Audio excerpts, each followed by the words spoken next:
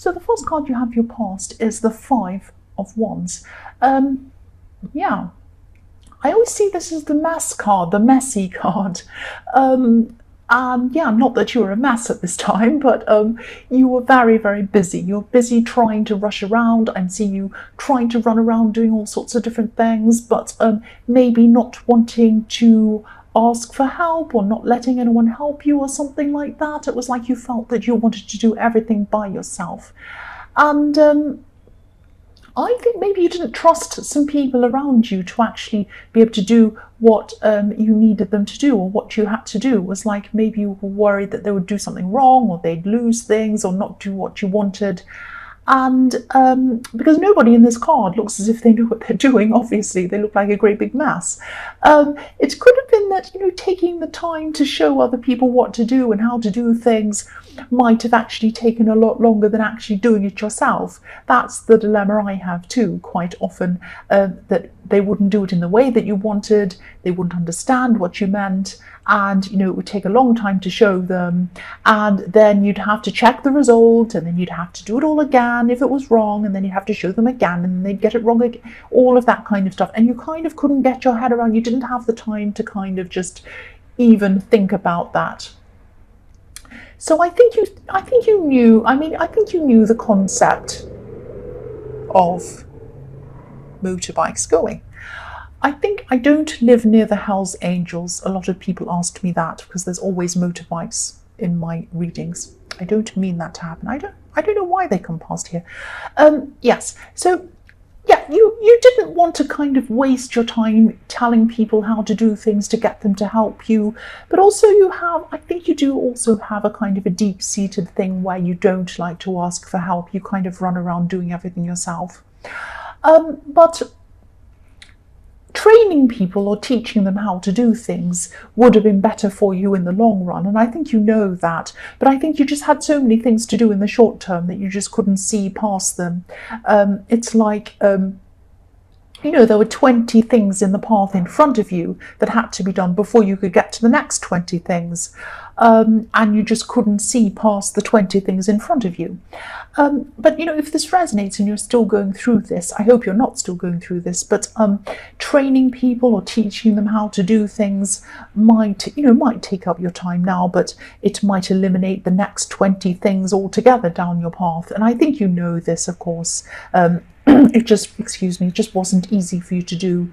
And I can understand that when you're running around putting out fires, fixing things, you have a list, you cross one thing off and then 20 more things go on. You can't think about stopping to teach people, to show them how to do things. It's very difficult. It's always a big dilemma. And I've had that myself. The next card you have for your past is the Nine of Pentacles. Excuse me. Sorry about that. So, if you hadn't gotten through this stress already, you will soon, definitely. I mean, this card is the opposite of the one above it. I think, you are going to be rewarded for all of this hard work that you've been putting in, but I think the rewards are probably going to take a bit longer to come in than you'd like, because, you probably can't see it on camera. I'll move this down so you can see. There's a little snail right at the bottom of this card, so obviously a snail indicates things happening slowly. The snail gets there when it gets there. It's not in a rush. It has no deadline. So that's what I'm seeing with that. But I think, I'm seeing that even with all of this stress, I'll just move that up again.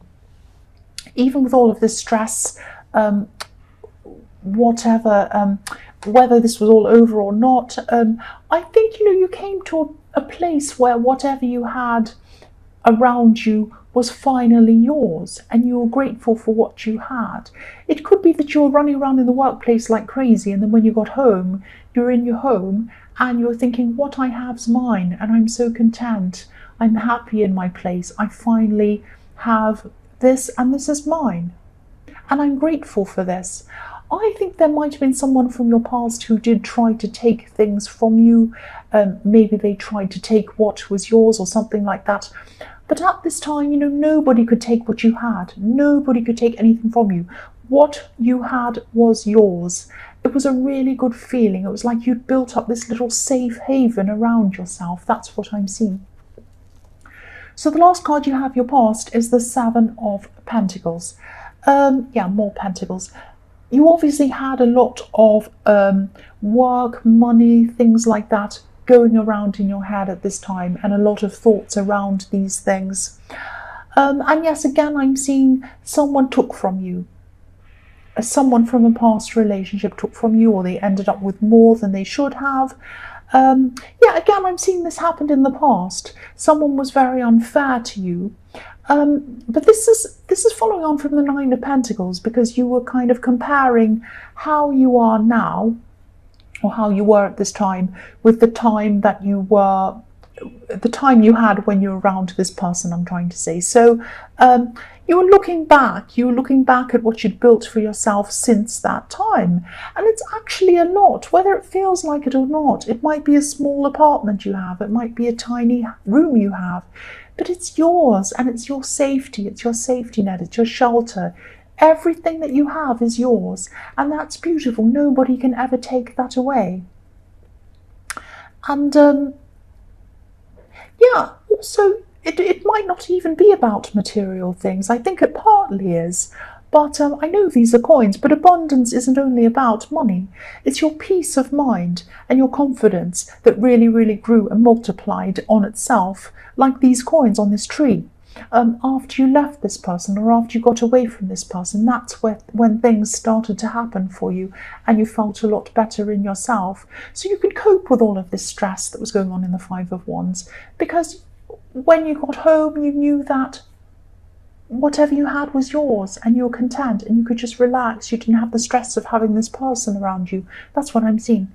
The first card you have for your present is the Eight of Swords. So yeah, I'm seeing a kind of a battle between emotions and reality, or a kind of emotion and being down to earth, something like that. There's both water and earth in front of this woman in this card. There's some water and there's some earth, and when they're mixed up, they turn into mud. So she has a lot of mud in front of her, and I'll move that again so you can see. So there's all this mud in front of her, and it's kind of, there's a bit of water, there's a bit of earth, and it's all mixed up into mud. So obviously this woman, she could try to step forward. She has a blindfold on, but she could try to walk forward, but she'd be stuck in the mud if she did. This is probably going to sound a little bit confusing. I'll try to make it as clear as I can. There's someone who you could have been close to, very, very close to. It's not this person in the Seven of Pentacles. It's not this ex. This is another person. You're very close to them. You have been close to them in your past. Very, very close to this person. But there was a lot of hurt going on between you. Some hurtful words were said. I'm actually seeing arguments or disagreements where things were said on both sides. So you both could be going through something very similar emotionally, if that makes sense. Similar hurt. You're both feeling a kind of a similar hurt. Both of you would probably like to come forward. You'd probably like to come forward and speak. But so much has been done and said between that time, between what first started all of this and now, that the waters are really muddied. Nobody knows how to move forward, or even if they should move forward. And if this resonates, it might still be a little bit early for either of you to actually talk about things. I'm seeing things are probably still a bit raw between you. I don't think either of you are really seeing things that clearly. Everything's muddied. So maybe take some time out until this mud starts to clear, and take some time out until your hearts and your minds are both a lot clearer. It's just not right yet. You might have to speak to them. You might have to say to them, look, I'd like to talk about this at some time. I can't right now, and I don't think you should either. Let's wait. So the next card you have for your present is the Lovers. Yes, this card can be about love. It can be about decisions as well. Feeling unsure, not knowing which decision to make, wanting to make the right decision, not knowing what that is.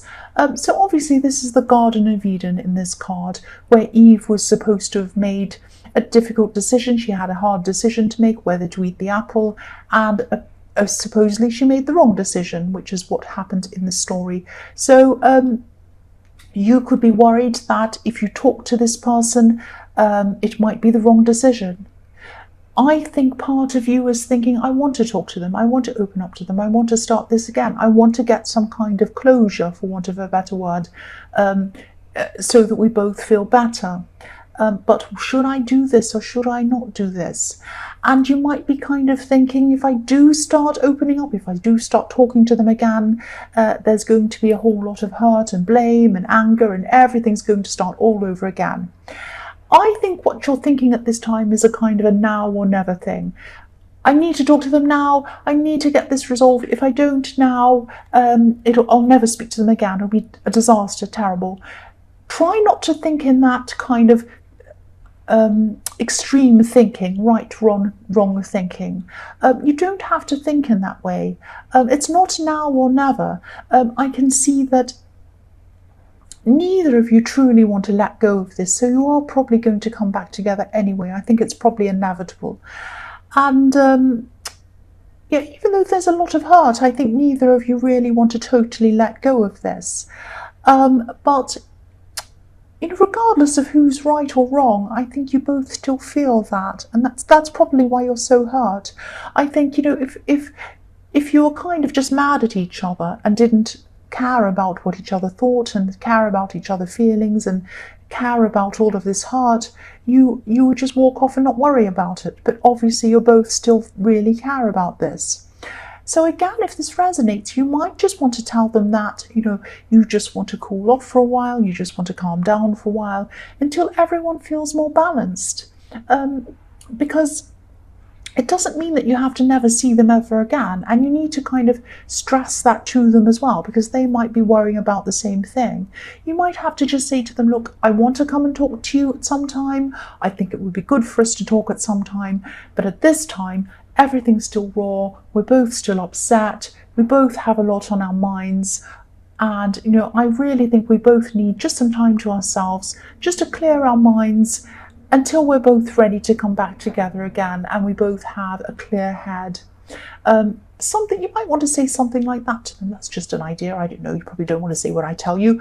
The last card you have for your present is the Two of Swords. So, whether you take this break or not, I think that you should take this break. When you come back together again to talk properly, and I'm seeing that you will do that, you will have a proper talk at some time, you're both going to have to try to see each other's point of view.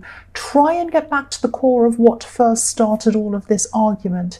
Because sometimes when we have these arguments and harsh words are said and we're going backwards and forwards, it's kind of like, oh, he said this, so I'll get him back and I'll say that. And they said, I'm a this, so I'll get them back and I'll say that. And then they said this, oh, how dare they say that? I'm so upset, I'm so angry. Right, I'll do that to them. And it kind of escalates, and everyone kind of forgets what was at the core of all of this. There was obviously something that was a big misunderstanding or some big thing that's at the core of all of this. So I think what you're going to have to do, because these words can sometimes be a mask hiding what's really beneath all of this. It might be that, for example, it might be that someone takes someone's food and they don't take my food, and they get all upset, and the other person says, well, what are you upset about? I just took a little bit of food off your plate. Well, it's not a big deal. No. Maybe that person was hungry in their past. You don't know. So there might be something deep down that is at the core of all of these arguments, and you might not be getting to that core because you're kind of too busy one-upping each other, getting back to them and saying, oh, you said this, I'll said that, and all of that kind of thing. So I think, what you need to do is take some time out, first of all, and then decide on getting back together and having a talk when you both feel 100% better about it. Not when one of you does, not when the other one does. When both of you feel better, 100% better about it. Go somewhere, be perfectly calm. Don't talk about, you said this, I said this, you said this. Try to get back to what is at the core of all of this. And I think that's the only way you're going to have to move forward or be able to move forward. That's what I'm seeing. So the first card you have for your future is the Seven of Swords. Yes, this sneaky card. There are a lot of swords in this reading. This is actually quite a difficult reading. I'm actually seeing in this card questions. Someone's asking you questions. Now, they might appear to be innocent questions. They might be just asking questions. But I'm getting a sense that someone could be investigating something with these questions. They might be trying to kind of mine for information about you or something like that, without you realizing it. So obviously there's nothing wrong with asking questions. If you want to ask an innocent question, a straightforward question, if I don't understand something and I say, oh, could you just tell me why you did that? I'm not sure why that is, because I just want to understand that. Or if you've said something and they say, oh, I don't understand what that means, can you explain that? These are innocent questions. And they're questions, they're straightforward questions. But then there are other kinds of questions which are like, they look like they're innocent questions, but they're actually asked to find things out in a kind of an underhand way. Sometimes people can ask goading questions as well, questions that try and get you upset. But I think this kind of questioning is all about finding things out. I'm actually seeing that this could be around the workplace. And I'm seeing there was something you participated in, a project or something like that, where someone tried to maybe stop things from happening or stop your ideas from going ahead in a kind of an underhanded way. And I think this is this person in the Seven of Swords. This is them. And I think, I think they were pretending that they were... their thoughts coincided with the interests of the business or the company or whatever that was, but actually their thoughts were with themselves. Their only interests were with themselves. Now, everyone has their self-interests. Everyone does. Nobody is 100% selfless, and there's nothing wrong with thinking of your own interests. But it's when others are brought down at the expense of yourself and your own interests, that's when problems happen. That's when it's not right. I mean, there's nothing wrong with looking out for yourself if you're still kind of thinking about the other people around you and it's all straightforward and there's nothing sneaky going on. But I think there was a lot of sneakiness going on with this person.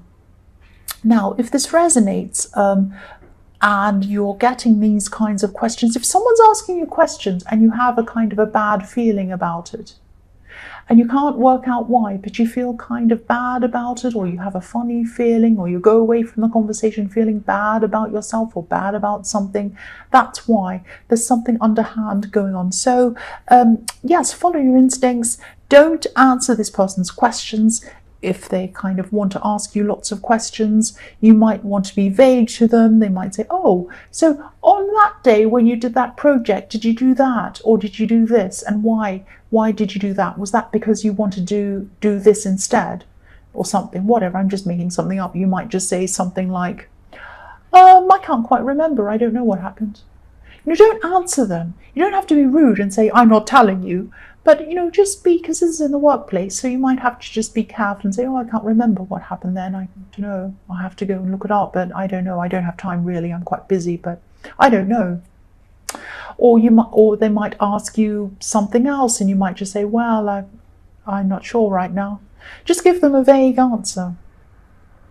And because I've got a feeling that if you tell them information about yourself, they might actually use it against you and for them. That's what I'm seeing. They're a very sneaky person. You might know who this is. The next card you have for your future is the Nine of Cups. Yes, so you probably know who this person is. I'm seeing that again. You probably know what they're all about. This is quite an insecure person, and they're more interested in putting up a front than and putting people down than actually building themselves up in the right way. There's a wrong way to build yourself up. That's at the expense of other people. There's a right way to build yourself up. That means working hard, doing the right thing, all of that. We know that. That's not what they're doing. So I think you can see right through this person. There's a kind of a curtain behind this man and he's hiding something behind it. In this card, we can't see what's behind it. you can see right through this man, you can see right through the curtain, you can see what's behind it, you know what they're trying to do. So I think that you're probably not going to say anything to this person, you're just going to let them go.